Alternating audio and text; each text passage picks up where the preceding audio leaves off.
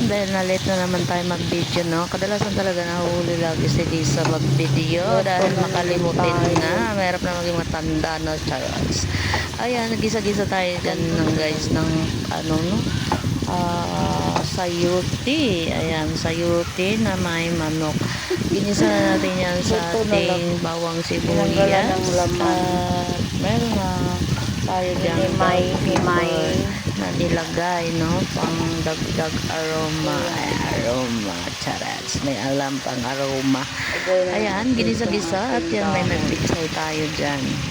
Ilalagay na natin yung ating pitsay. Pinagsama na natin yung puno at yung dahon para isahan na lang, no? Bahala na.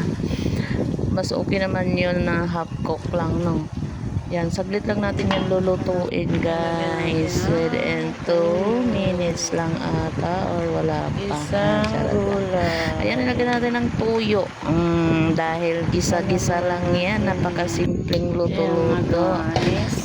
Ayang sahog natin, guys, ay buto-buto, charot. Pinaghiwalay ko lang yung ano natin, yung laman at yung buto ng manok.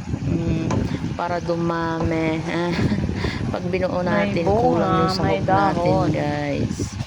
Ayan, kaya, ayan, mapapansin nyo may buto siya, no? Dahil ang tawag dyan, yung drumstick yan siya ng mga ilang peraso lang. Pag binuo ko yan, pag sahog, ay pipiliin lang nila yan. Pero pag hindi may himay mo, mahirapan silang pumili. Kaya sandok na lang yan sila dyan.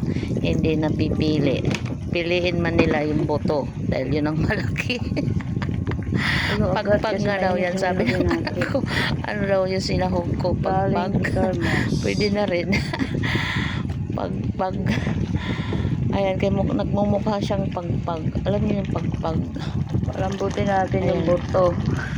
Ayan, paluto na siya, guys. Sarap lang. At ayan, lanta na yung ating goal line. Pero medyo magtungtong pa yan. Bye!